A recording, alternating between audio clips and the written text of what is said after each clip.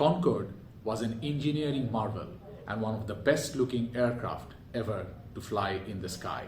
It had style, it had glamour, it had speed. A Concord could carry up to 108 passengers from London to New York in just 3.5 hours, a flight that usually took other commercial aircraft an average of 7 hours.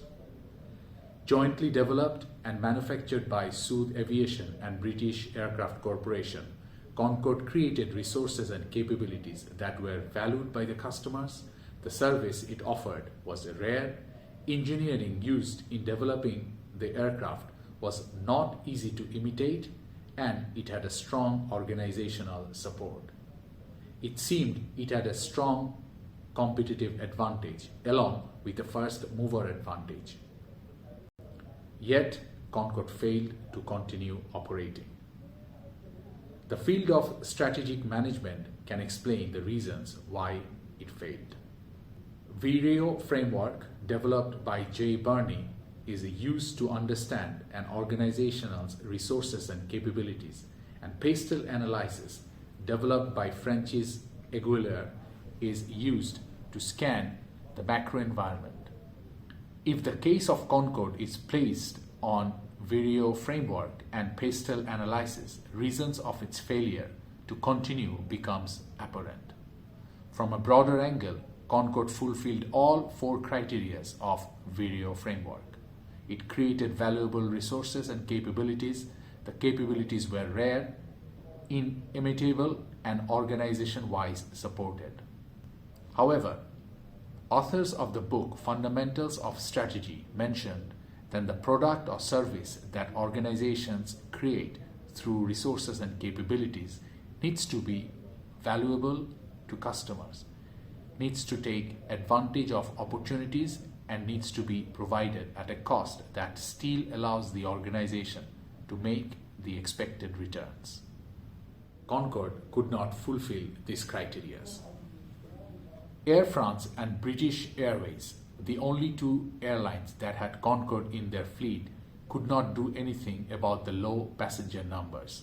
People found price of the ticket ridiculously high. Ticket price was high because of high fuel consumption and high marginal costs. Concord consumed about 89,700 liters of jet fuel to carry 100 people from London to New York. In comparison, a Boeing 747 uses 59,500 liters of jet fuel and carries 400 passengers. In addition, Concord could not take advantage from the faster traveling time since there were always a lack of potential routes.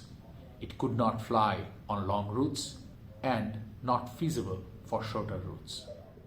Let's put Concord's case on Pastel Analysis now. Pastel Analysis is a strategic framework used to evaluate the business environment in which an organization operates. The framework monitors the macro-environmental factors that may have a profound impact on an organization's performance. The factors are political, economic, social, technological, environmental, and legal. The political and technological factors were in favor of Concord, but economic, social, and environmental factors were not in favor at all. Many airlines ordered Concord only to cancel their orders later. The list includes United Airlines, Lufthansa, Air Canada, and Japan Airlines. Almost all cancellations came in 1973, right after 1972's stock market crash and in the middle of an oil crisis. Only 20 Concords were ever built. The manufacturer failed to assess consumer needs as well. The consumers did not want to pay for the high ticket price for traveling faster than the speed of sound. From consumers' point of view, the idea was fascinating and worth a try, but not feasible. Concord also created environmental concerns. The thunder-like noise from breaking the sound barrier could be heard from the ground. The US banned supersonic flights over its territory. Later on, Some European countries, including Germany, Sweden, Norway, and Netherlands, also imposed a ban on supersonic flights. This limited Concorde's operational horizon. The glamorous Concorde's time in the sky came to an end in 2003. On 26 November, Concord took the skies for a short journey home, back to Bristol, ending 27 years of supersonic travel.